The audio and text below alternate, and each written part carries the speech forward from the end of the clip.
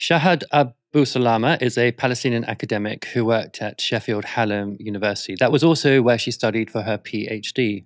But in January 2022, just 3 days into her employment, the university launched an investigation into comments Abu Salama made on social media. In those comments, she defended a first year student who had made a poster using the phrase, "Stop the Palestinian Holocaust."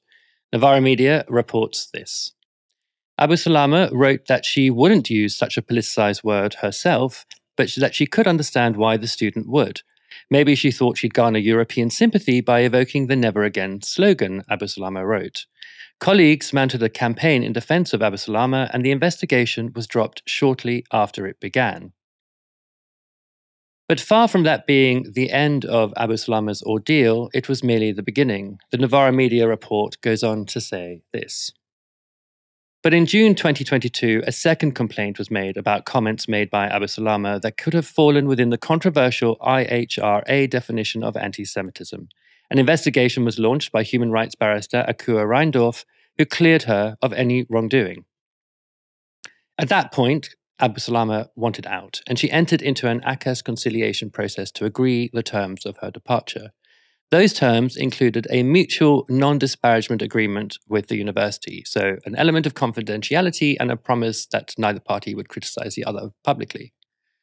Now, throughout Abu Salama's ordeal, the Jewish Chronicle had taken an extremely active interest in her case, digging up decades-old tweets and painting her as a terrorist sympathizer. And less than a month after Abu Salama agreed the confidential terms of her departure, the Chronicle ran this story. Lecturer who praised terrorist as beautiful fighter, no longer employed by a university. In the article, the Chronicle revealed this.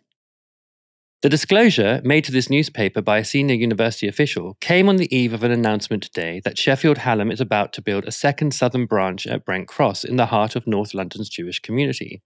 After the months of secrecy regarding Dr. Abu Salama's fate, it is notable that the university and the developers reached out to the JC, explicitly stating that they wished to address her case.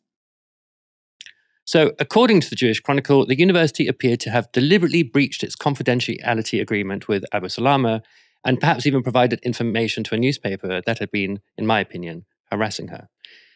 Sheffield Hallam University denies this, but the Jewish Chronicle also failed to mention that Abu Salama had been cleared of the anti-Semitism allegations by the university's own investigations. Of course, that the Chronicle peddles in the poorest and most partial standards of journalism is now established fact. In September this year, 4 columnists quit the newspaper amid questions over its secretive ownership, increasingly fanatical political directions, and very dodgy standards. And the newspaper went into free fall after it emerged that it had published apparently fabricated stories about Israel's war on Gaza. But that wasn't the end of Abu Salama's ordeal. Novara Media reports this. In fact, the university allegedly went even further, mounting a far-reaching briefing campaign between August and November 2022, sending information about the case to Keir Starmer, then leader of the opposition, other MPs, London Mayor Sadiq Khan, various media organizations, and Argent, the property developer building the campus. The university's legal team denied sending documents to Starmer or Khan and denied that its briefing contained any confidential information. Now, Abu Salama has claimed victory after a lengthy legal battle with Sheffield Hallam, one that saw her win an undisclosed sum from the institution. In a statement to Novara Media, the university said this. We can confirm that the university has reached a mutually agreed settlement with a former member of staff. Given the nature of the agreement, we now consider this matter closed and won't be providing any further comment. Earlier today, I was joined by Shahad Abu Salama, and I began by asking her how she felt about her victory in the case. I feel absolutely relieved that the case is over. However, I shouldn't have gone through this. And the news come at the darkest times of our lives with no exaggeration. Unfortunately, I feel like I cannot rejoice over this achievement, which is very important, really important. However, in the middle of losing everything, of seeing everything familiar to you destroyed, and of understanding the link between the persistent and consistent demonization of the Palestinians for so long, which I manifest in my example, and where we are now. We are not naive to believe that genocide has started, in vacuum. It hasn't started in vacuum, and there has been processes, long-standing processes that even go back to before the foundation of the Israeli state, that have facilitated the erasure of Palestine and the oppression of the Palestinians, and predicated on the manipulation of our history and the demonization of our identity. And that is not acceptable. First and foremost, I was attacked for being Palestinian, and I came a long way from a refugee camp, from Jabalia refugee camp that has been turned into a slaughterhouse by Israel.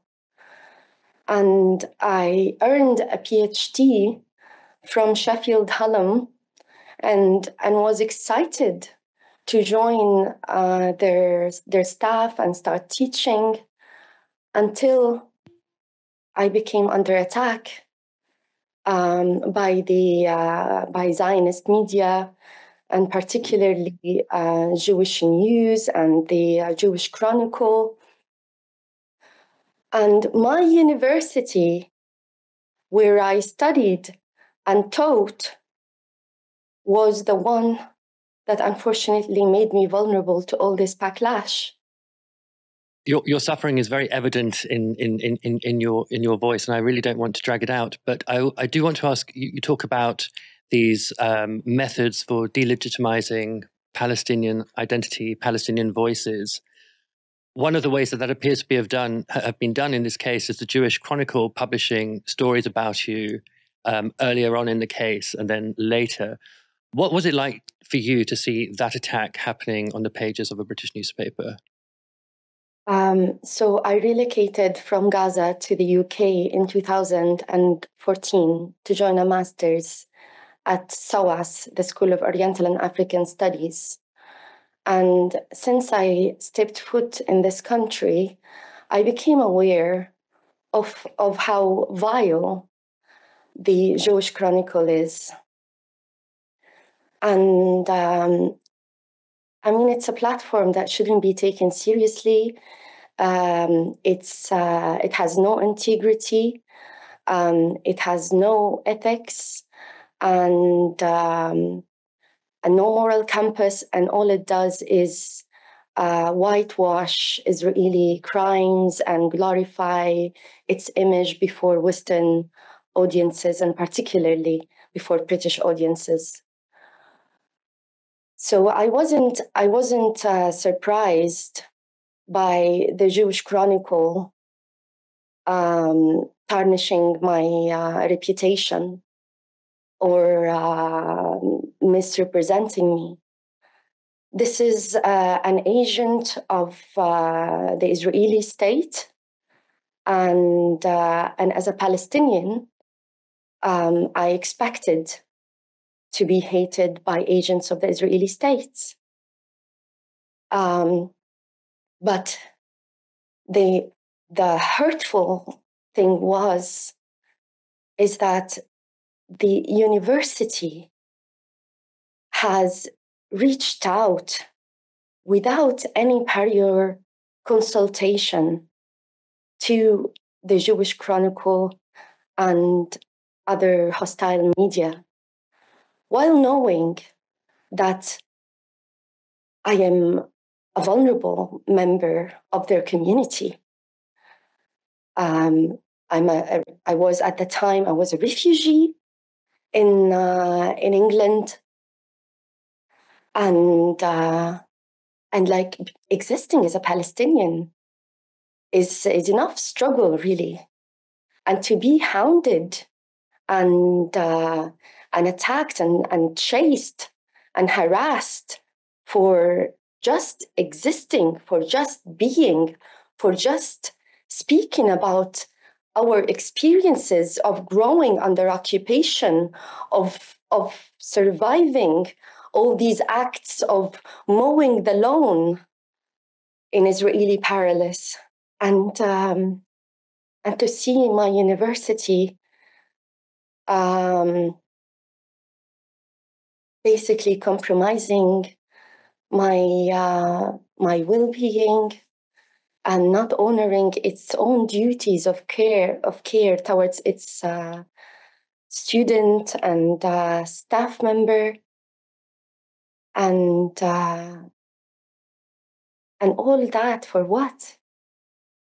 Like, it was very shocking for me to be treated like that by my own university, despite knowing as well of all these Orientalist processes that have infiltrated most mainstream organizations in the UK.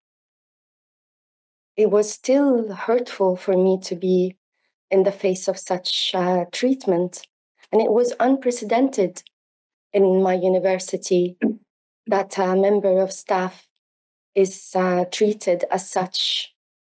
I wasn't targeted because of who I am as a person. I was targeted because of who I stand for. I just wanted to bring out this absurdity of how my whole struggle started when I first declared that I am going to become an associate lecturer at the media department of Sheffield Hallam University, driving Zionists crazy and angry against me. And then the main statement that has brought me under attack was the fact that I defended a first-year undergraduate student at the University of Sheffield who wrote a banner in 2021 saying, "Stop the Palestinian Holocaust."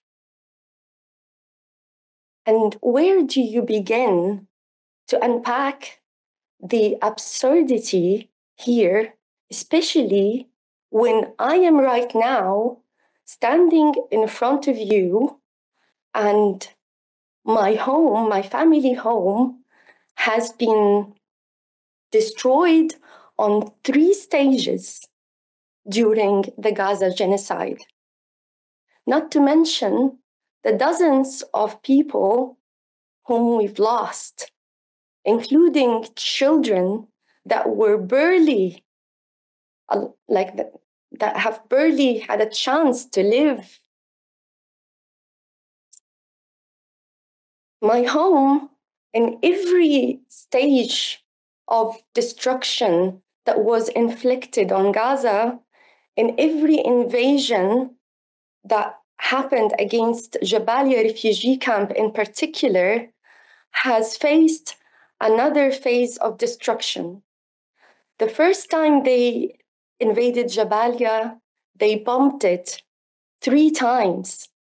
The second time, they set it on fire.